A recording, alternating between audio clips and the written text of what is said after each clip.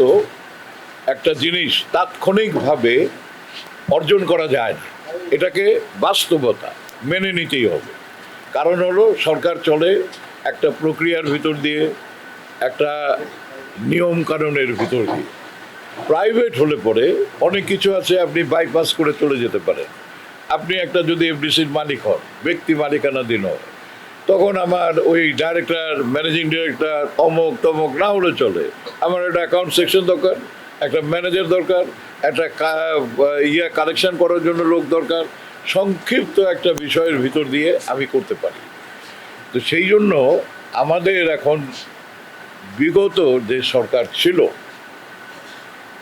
আপনারা এখানে পুরনো দু একজন ছাড়া আপনারা হয়তো অনেকেই জানেন না যে জিয়াউর রহমান আমাদের, যিনি বিএনপির প্রতিষ্ঠাতা, এই এফডিসি 1 নম্বর ফ্লোরের সামনে যে বাগানটা, এখানে উনি মঞ্চে উপস্থিত হয়ে চলচ্চিত্রের উন্নয়নের জন্য উনি জাতীয় চলচ্চিত্র পুরস্কার, উনি অনুদান, উনি দুস্থ শিল্পীদের জন্য কল্যাণ তহবিল তৈরি করা, রঙিন ছবির জন্য কাজ করা, এই বিষয়গুলি। এবং তখন যে মন্ত্রী ছিলেন, উনি তথ্যমন্ত্রী ছিলেন শামসুল হুদা সাহেব, পরবর্তীতে উনি স্পিকার হয়েছিলেন। বজলে হোসেন ছিলেন এফডিসির এমডি, খোরশেদ আলম সাহেব ছিলেন তথ্য সচিব। এই যে মানুষগুলো যারা ছিল, আর আমরা জিয়াউর রহমানের সঙ্গে বিশেষ করে আমি অত্যন্ত ঘনিষ্ঠভাবে, আন্তরিকভাবে, উনি চলচ্চিত্রের উন্নয়নের জন্যই উনি লোক খুঁজে বেড়াতে আমার সঙ্গে ওনার একটা সম্পর্ক তৈরি হয়েছিল।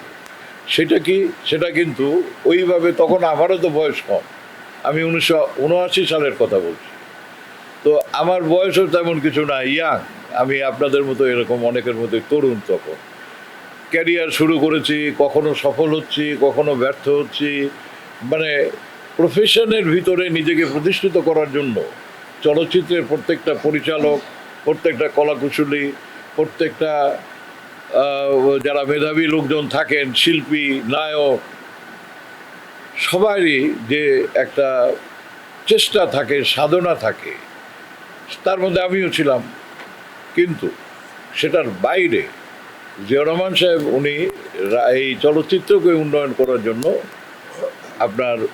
উনি এই সমস্ত কন্ট্রিবিউশনগুলো করে।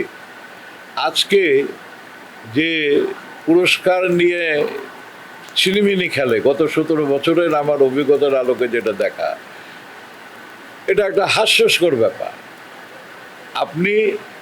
এটা হলো একটা জাতীয়, রাষ্ট্রীয় একটা সম্মান। উনি বিশ্বাস করতেন, যে কারণে উনি 21শে পদক, স্বাধীনতা পদক, সমস্ত কিছু সম্মান। উনি বলতেন যে শিল্পী যারা, কিংবা যারা ক্রিয়েটিভ কাজ করে, সৃজনশীল কাজ করে, তাদের কাছে টাকা পয়সা, বাড়ি গাড়ি, ধন দৌলত, এগুলোর চাইতে বেশি হচ্ছে তারা সম্মানের জন্য ভিখারি। সুতরাং তাদেরকে সম্মানিত করার জন্য এই মানুষটা আপ্রাণ চেষ্টা করেছেন। এবং সেই জন্যই আজকে যে জাতীয় সম্মানগুলো যাদেরকে দেওয়া হয়, সেখানে কিন্তু চলচ্চিত্রও আছে। শুধু যে কবি, সাহিত্যিক কিংবা অন্যান্য গান, সঙ্গীত এগুলোতে আছে তা না। উনি কিন্তু চলচ্চিত্রকেও সর্বক্ষেত্রে 21শে পদক বলেন, স্বাধীনতা পদক বলেন, আর সিনেমার জন্য যেটা, সেটা তো আছেই। পরবর্তী সময়ে আমরা যেটা দেখি যে এই যে সম্মানটা, এই সম্মানটার জায়গায় অসম্মানটাই বেশিভাবে ফুটে উঠেছে।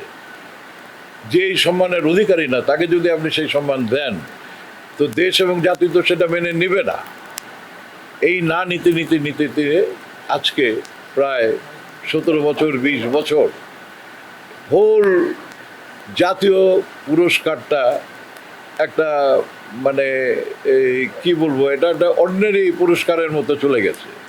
যেমন আমরা বিভিন্ন সময় বিভিন্ন সাংস্কৃতিক সংগঠন যেরকম পুরস্কার দেয়, তার চেয়ে এই পুরস্কার মনে হয় যেন অনেকটাই মানে অপ্রয়োজনীয় বলবো না, মানে তাদের সঙ্গে কম্পিটিশনে, প্রতিযোগিতায় মনে হয় যেন পিছিয়ে পড়া একটা পুরস্কার। একটা মেরিল প্রথম আলো পুরস্কার যেরকম একটা গুরুত্ব বহন করে, কিংবা আগে ছিল এই সাংবাদিকদের একটা ছিল বাচসাস, বাংলাদেশ চলচ্চিত্র সাংবাদিক সমিতির একটা পুরস্কার ছিল, সেটা একেবারে জাতীয় পুরস্কারের সমমানের মনে হতো আমাদের কাছে, কারণ সাংবাদিকরা নিরপেক্ষভাবে সেখানে তারা তাদের সেই সমস্ত ওপিনিয়নগুলো দিতেন। এই তো গেল পুরস্কারের কথা বললাম। এরপরে আরও একটা বিষয় ছিল অনুদান।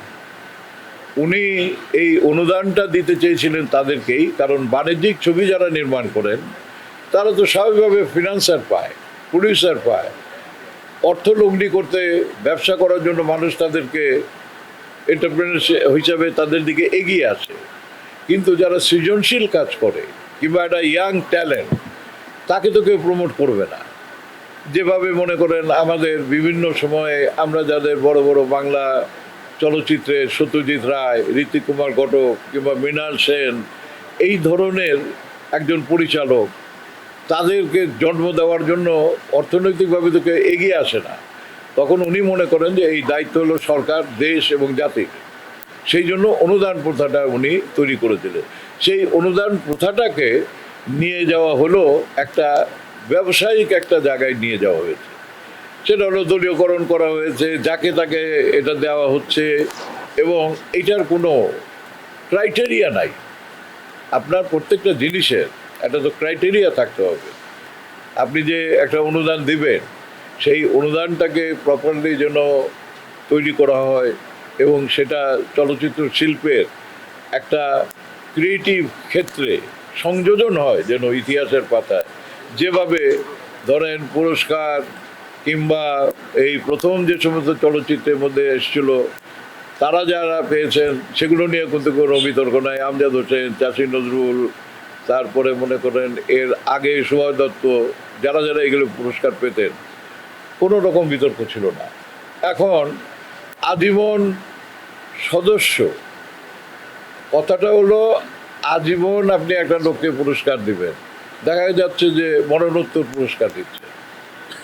তো এইটা একটা দেশ, জাতি, একটা মানুষের কাছে হাস্যস্কর চিন্তা করে যারা দেন পুরস্কার। তাহলে পরে এই যে যে কমিটিগুলো গঠন করেছেন কিংবা যারা এগুলো দেওয়ার জন্য ছিলেন, জুরি বোর্ডে ছিলেন, তাদের এটুকু মানে তাদের জ্ঞান নাই যে মরণোত্তর লোককে আমি কি করে আজীবন সদস্য দেব, স্থগিত এবং সেগুলো করা।